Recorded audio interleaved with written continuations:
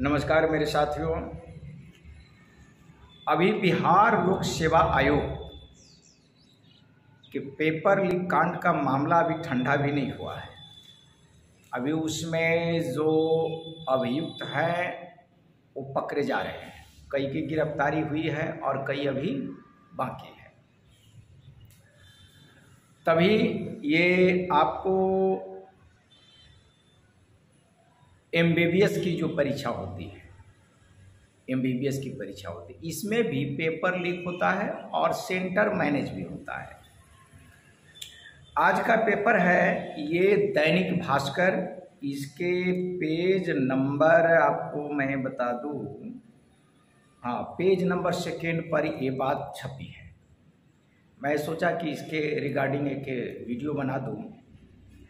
इसका हेडिंग है, आप देख सकते हैं, इस पेपर में दिया हुआ है ये। हाँ, तो इसमें है पेपर लीक मामले में नया खुलासा। 27 मई से थी फाइनल ईयर की परीक्षा। 27 मई फाइनल ईयर होता है उसमें, एमबीबीएस में। और 17 मई 17 मई को ही भेजा गया था, मेल भेजा गया था। एमबीबीएस परीक्षा से पहले गवर्नर कुलपति को लिखा था, हर बार सेंटर होता है मैनेज। ये हेडिंग है, देखिए आप। तो बिहार लोक सेवा आयोग में पेपर जो इस बार पकड़ा गया है, तो उसमें भी पता चल रहा है कि प्रतिवर्ष ऐसा होता है। इसमें भी लिखा है कि हर बार सेंटर होता है मैनेज। देखिए क्या लिखा है। आर्यभट्ट विश्वविद्यालय की तरफ से आयोजित एमबीबीएस की परीक्षाओं में प्रश्न पत्र लीक करने का मामला बढ़ा है। यह खेल बड़े स्तर पर खेला जाता है। इसका संकेत एक मेल के जरिए भी मिला है। 27 मई से एमबीबीएस फाइनल ईयर की परीक्षा होनी थी और 17 मई को ये आपको पीएमसीएच के एक छात्र ने गवर्नर और विश्वविद्यालय के वीसी को मेल लिखा था। पीएमसीएच का स्टूडेंट है, पटना मेडिकल कॉलेज जो है उसका स्टूडेंट है। वो गवर्नर को और वीसी साहब को ये मेल भेजा था। इस मेल में लिखा है, सर, ऐसी अफवाह सुनने को मिल रही है कि एमबीबीएस फाइनल ईयर की परीक्षा में चीटिंग के लिए सेंटर को मैनेज कर लिया गया है।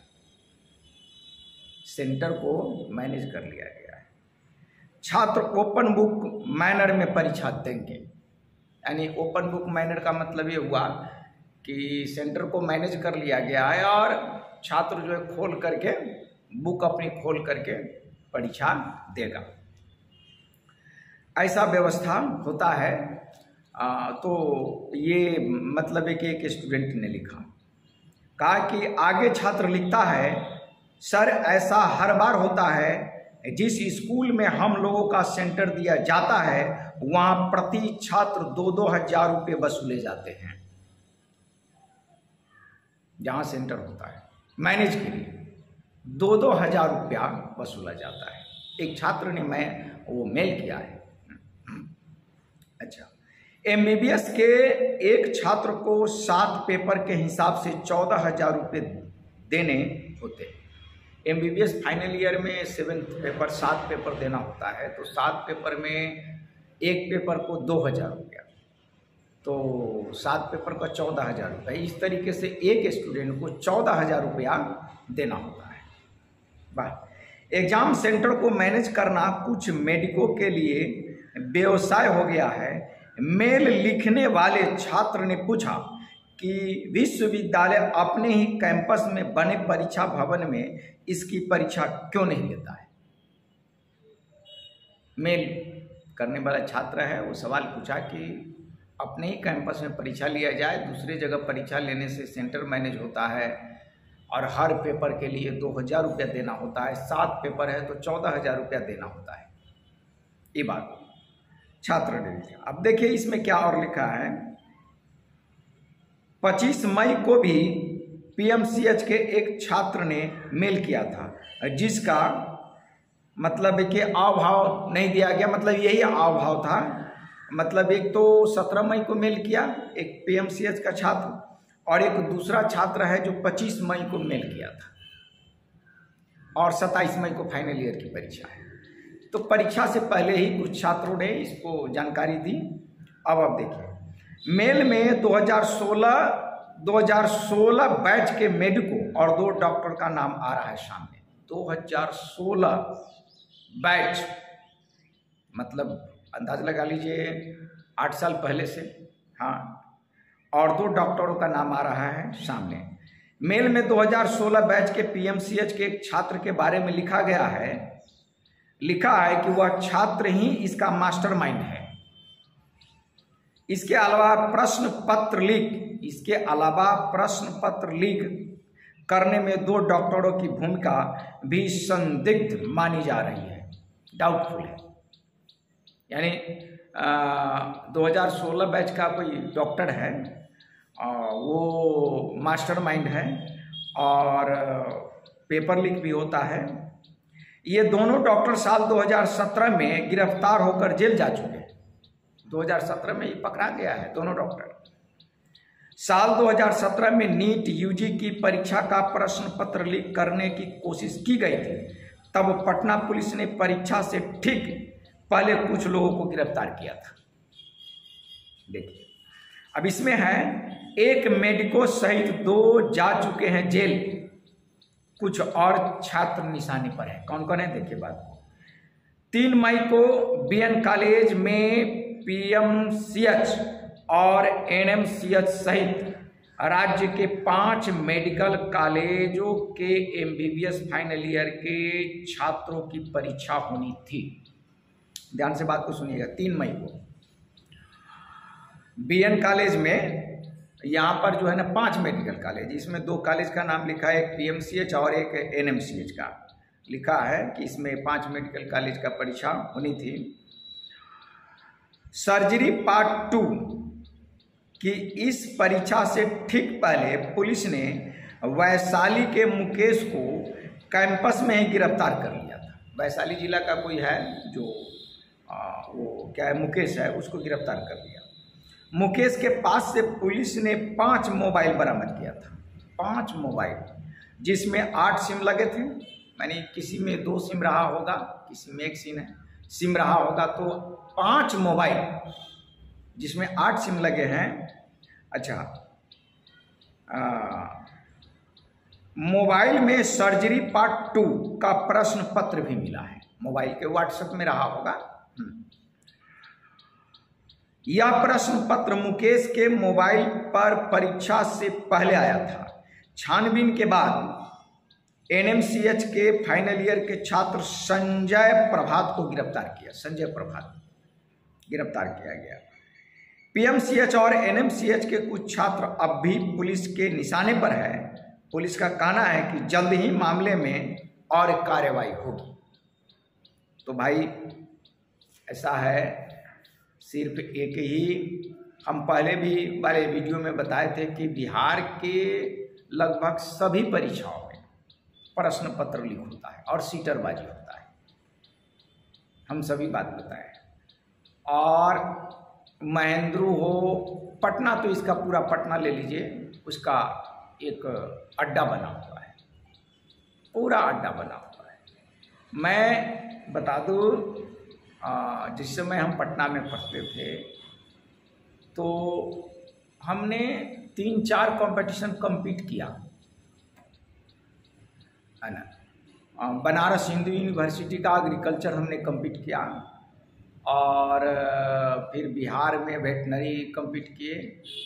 मणिपाल यूनिवर्सिटी में मुझे डेंटल मिला था, तो वहाँ पर इच्छा था कि हम एडमिशन ले लें, लेकिन फिर मन में हुआ कि चलो कुछ बड़ा सा काम किया जाए, बड़ा सा पद लिया जाए, या तो एमबीबीएस मिले या नहीं तो यूपीएससी की तैयारी करेंगे।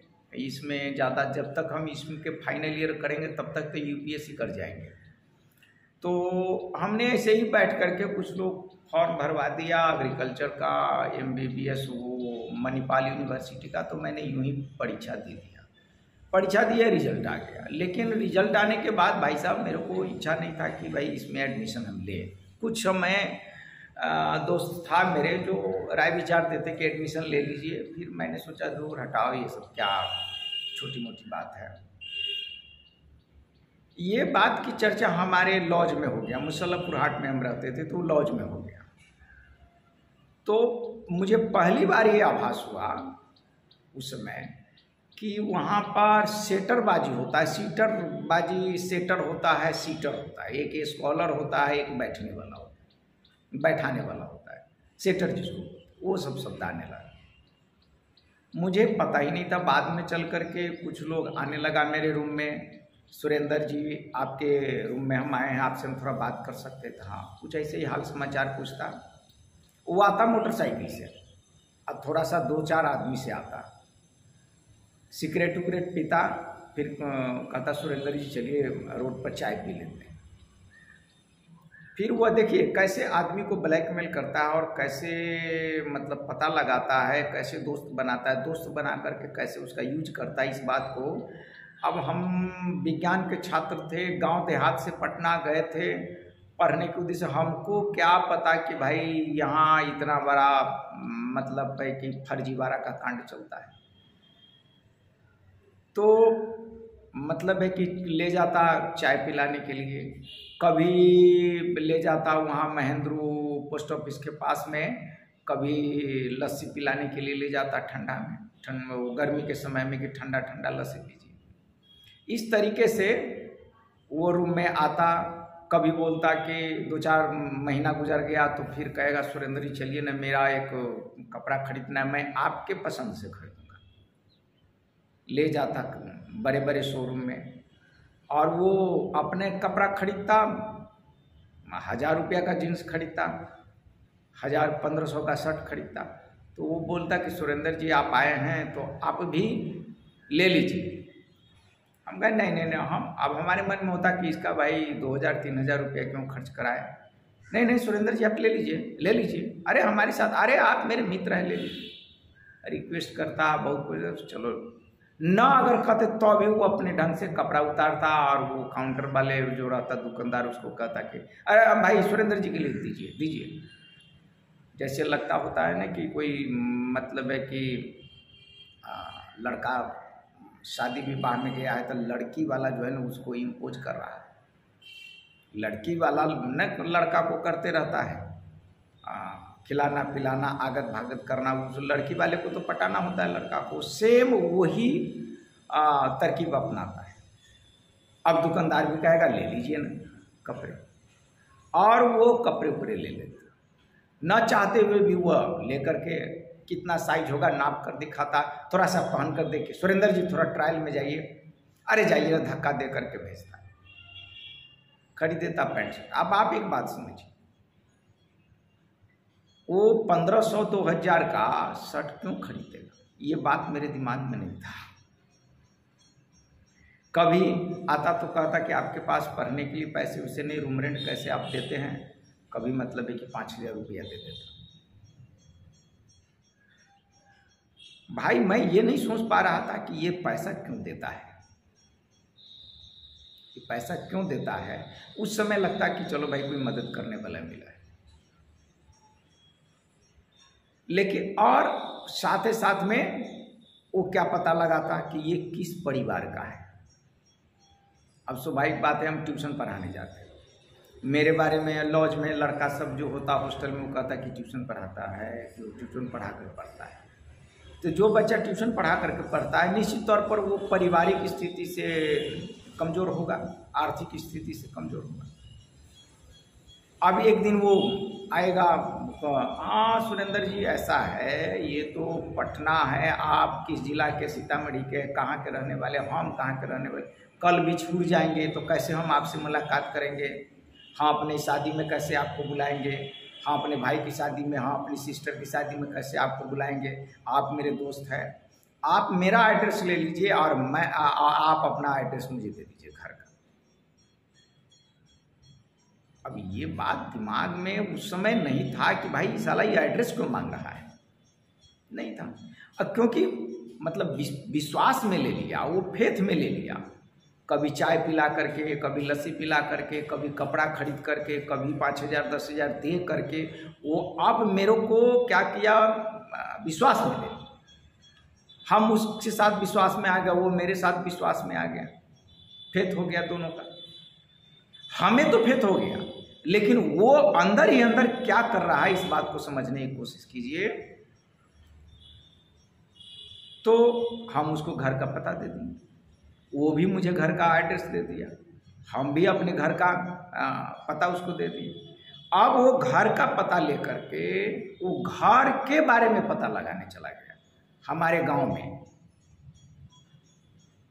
अब गांव से पता लगा कर आया, गांव चला गया, क्योंकि उसको गांव से पता चलेगा कि अगर आप मजदूर परिवार का है, अगर आप गरीब परिवार के हैं,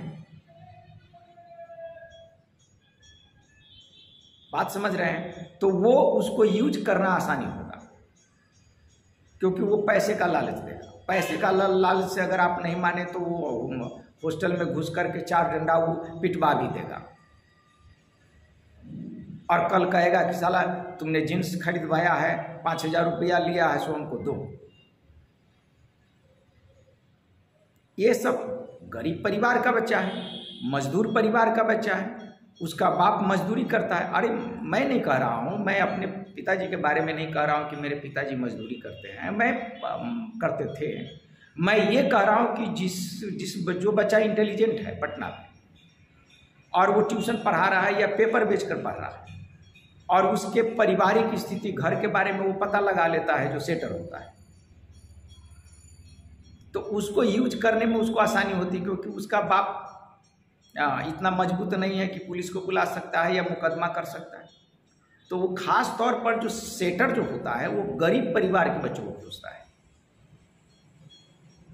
वो पैसे से फंस सकता है, पैसे से ना फंसे तो उसे मारपीट धमका करके फंसा सकते हैं, या जिस चीज़ की वो तैयारी कर रहा है उसमें डिस्टर्ब करेगा, तैयारी नहीं करने देगा। अगर मान कर चलिए आपको मुसल्लापुर हाट में सब्जी खरीदने गए, हाट में पकड़ कर 2-4 घुसा मार दिया, या हॉस्टले में घुस करके 2-4 घुसा मार दिया, तो आप क्या कर लीजिएगा? पुलिस ही बुला कर क्या कीजिएगा? वो पुलिस को 2,000-4,000 रुपया देकर मैनेज कर ले, अब मारपीट करके तो वो भाग गया, और आप महीनों दिन 2 महीना 6 महीना डिस्टर्ब रहेंगे, पढ़ाई में आपको मन नहीं लगेगा, क्योंकि आप मजबूत घर से नहीं हैं, आप मजबूत परिवार से नहीं हैं। क्योंकि वो घर का पता लेकर आपके घर के बारे में पता लगा लिया है कि ये गरीब परिवार का है, मजदूर परिवार का है, इसके गांव में घर भी नहीं है, और ये लड़का खेत में मजदूरी करके पढ़ा है, ईंटा चिमनी भट्टी में काम करके पढ़ा है, पारिवारिक स्थिति के बारे में वो पता लगा लिया है। लेकिन इसी में जो विधायक का बेटा है, जो सांसद का बेटा है, उसको फिर वो टच नहीं करता है, उसको टच करता है दूसरा उद्देश्य से। जो विधायक है, सांसद है, बड़े घरों का पैसे वाले का बेटा है, तो उसको भी दोस्त वो बनाता है, तो उसको कहेगा कि तुम्हारे लिए मैं एक लड़का खोज देता हूं जो तुम्हारे नाम पर बैठेगा, तो 10 लाख रुपया दे या 5 लाख रुपया दे, सबका फिक्स है। MBBS में कितना लेना है, एग्रीकल्चर में कितना लेना है, पैरामेडिकल में कितना लेना है। तो दो जो सेटर वहां का है या सीटर है, वो 2 तरह के लड़कों को खोजता है। एक तो पूरा गरीब परिवार का, उसको वह सीटर बनाता है, यानी बैठने वाला, एग्जाम दूसरे के बदले एग्जाम दे, गरीब परिवार का लड़का है, उसको वो पैसा उसा दे करके। और जो बड़े बड़े अमीर परिवार का पैसा है, उसको कहता है कि तुम्हारे बदले मैं बैठाऊंगा किसी को, उसके लिए तुम्हें 10 लाख 5 लाख रुपया देना। हमारे साथ ऐसी घटना घटी, हम तो बड़ा आश्चर्य में पड़ गए जब एग्जाम के समय आया, तो कह रहा है सुरेंद्र जी आप मतलब कि इसके बदले बैठ जाइए, आपको हम 2 लाख रुपया दिलवा देंगे। तब मेरे दिमाग में आया कि वो इस साला 6 महीना पहले से मुझे जींस क्यों खरीद रहा था, 6 महीना पहले से मुझे चाय क्यों पिला रहा था, एक को मैंने मना किया कि भाई मैं मतलब है कि ये सब काम नहीं करूँगा, पकड़ा जाऊँगा तो जेल चले जाऊँगा, मतलब ये सब काम मैं नहीं करूँगा। अरे 4 लड़के से आ गया रूम पर, कह रहा साले तुमने जींस लिया है, खरीदवाया है। हम कहे भाई यार तू खुद खरीद करके ज़बरदस्ती दिया है, मैंने कहाँ लिया है खरीदने के लिए। तो एक बार तुम मुझसे 5,000 रुपया लिया। हमने कहा कि यार तुम मेरे को कहा कि भाई तुम गरीब परिवार का हो, तुमको पढ़ने लिखने में दिक्कत होती, मैं मदद कर दे रहा हूँ। तुम तो मदद करने के ख्याल से मेरे को पैसा दिया है यार, और तुम मैं एग्ज़ाम में क्यों बैठाने के लिए, ये बात तय कहाँ हुई थी कि एग्ज़ाम में बैठाने के लिए तुम दे रहे हो? तो हम तुमसे पैसे ही नहीं लेते, हम ट्यूशन पढ़ा कर पढ़ते। मतलब झगड़ा झंझट हो। तब के मकान मालिक आए तो किसी तरह से छोड़ा उड़ा कर काटा। फिर एक ट्यूशन वाले यहाँ से पैसा आया तो 2 टर्म में मैंने उसको पैसा लौटाया था, अंदाज लगाया। बाद में पता चला कि ये साला सांप है। आज 6 महीना पहले से दोस्ती करना शुरू किया। अब वो उसी ताक में रहता है महेंद्र में कि कौन लड़का पढ़ने वाला है, कौन लड़का कम्पीट करके छोड़ दिया। अब मान कर चलिए हम एग्रीकल्चर कम्पीट करके छोड़ दिए तो उसको लगा कि एग्रीकल्चर ये नहीं लेना चाहता है। एग्रीकल्चर में वो भी बनारस हिंदू यूनिवर्सिटी का, तो उसको दिमाग में आया कि ये तो पैरामेडिकल कर ही देगा, वेटनरी कर ही देगा, मणिपाल का मतलब कम्पीट कर ही देगा। इसमें मतलब 5-7 लाख रुपया हम कैंडिडेट से लेंगे तो इसमें 1-1.5 लाख रुपया इसको दे देंगे। अब पैसा नहीं देता है। शुरू में बैठने जाइए तो 10,000 दे देगा, रिजल्ट होगा तो फिर 10-20 हज़ार दे देगा, फिर कहेगा कि अभी कैंडिडेट नहीं दिया, ये नहीं, जो मुश्किल से 50,000 रुपया आपको दिया तो दिया, नहीं तो नहीं दिया, सब उड़ा देता है। फिर वो बांध करके रखेगा, अगले साल बैठिएगा तो हम देंगे, वो बनिया की तरह कि अगले साल बैठिएगा तो देंगे। तो अगले साल आप बैठे पिछले साल के पैसा लेने के, तो फिर रिजल्ट आप दीजिएगा तो पिछले साल का देगा और इस साल का वो नहीं देगा, वो बांध कर रखता है। ये बड़ा गलत धंधा चलता है पटना में, और अच्छे अच्छे बच्चे जो पढ़ने लिखने वाले हैं इसमें बर्बाद होता है। अब थोड़ा मानसिक तनाव नहीं होता है भाई, आप परीक्षा देने जा रहे हैं, परीक्षा एक तो रिस्क ले रहे हैं, रिजल्ट भी आप दे दीजिए और बाद में आपको पैसा न मिले तो टेंशन होगा। तो उसे बढ़िया है कि 2 रोटी भले यार 1500-2000 का जींस ना पहनो, लेकिन सबसे बड़ी बात यह है कि इतना दिमाग उस समय नहीं होता है ना। अगर मानकर चलो कि किसी का फादर पढ़ा लिखा है, राजनीति कर रहा है, या पटना में रहा है, दिल्ली में रहा है, दुनियादारी को देखा है, तो उनको लगता कि नहीं कि ये तो बेटा को समझा करके रखता कि इस समय मत फंसना। लेकिन मेरे पिताजी खुश होते कि मेरा बेटा जो है ना कुछ कमा करके लाया है। और घर पर हम ले जाते कुछ कपड़ा खरीद करके अपने भतीजा के लिए, अपने पिताजी के लिए, अपने भाई के लिए तेल साबुन कुछ ले जाते, तो हमारे घर के लोग खुश होते कि हमारे बेटा पटना में पढ़ियो रहल है आ हमरा सबके कुछ दियो रहल है। पिताजी खुश होते। और उसी में अगर मेरे पिताजी पढ़े लिखे होते तो पकड़ लेते बात को कि ये ट्यूशन पढ़ाता है या कोई दूसरा काम करता है, इसके पास पैसा इतना आया कहाँ से, ये इतना महंगा जीन्स कैसे पहन रहा है, इतना लंबा कुर्ता और जीन्स कैसे पहन रहा है।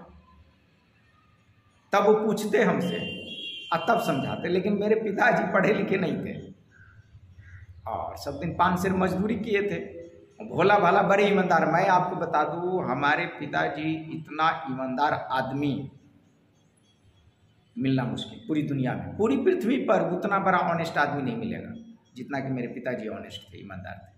हमारे गांव के 2, एक शंभू शरण भगत, हमारे गांव में आप जब जाएंगे तो एक शंभू शरण भगत और एक तलेवर भगत और एक मेरे पिताजी। इतना ईमानदार आदमी आपको पूरे पृथ्वी पर नहीं मिलेगा। आज तक मैंने सीतामढ़ी, पटना, मुजफ्फरपुर सब जगह उतने इन तीनों जैसा आदमी ईमानदार आपको नहीं मिलेगा। अगर इनकी चर्चा ईमानदारी ऑनेस्टी लेवल पर चर्चा किया जाए तो इन लोगों को नोबेल पुरस्कार मिलेगा ईमानदारी के मामले में। शंभू शरण भगत हमारे गांव के और तलेवर भगत हमारे पिताजी पर, जिसमें शंभू शरण भगत जी टीचर हैं, पढ़े लिखे, और तलेवर भगत जी स्वर्गवास हो गए और वो भी मतलब है कि ओवरसियर रहे हैं, है ना। और हमारे पिताजी पढ़े लिखे नहीं थे। हमारे पिताजी एक बार, मैं आपको बताऊं, हम लोग छोटे थे, हमारे पिताजी एक बार किसी से 2000 रुपया ले लिए। उस समय 400 के कट्ठा जमीन बिकता था, तो 2000 रुपया ले लिए हमारे पिताजी किसी से।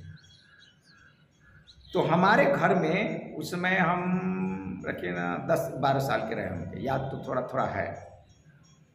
हमारे पिताजी का कहना हुआ, वो हमारी माँ को बोले कि देख, मतलब हम लोग के इधर का जो रीजनल लैंग्वेज है, ट्रेडिशनल जो लैंग्वेज है, वो देहाती भाषा में, देख जौले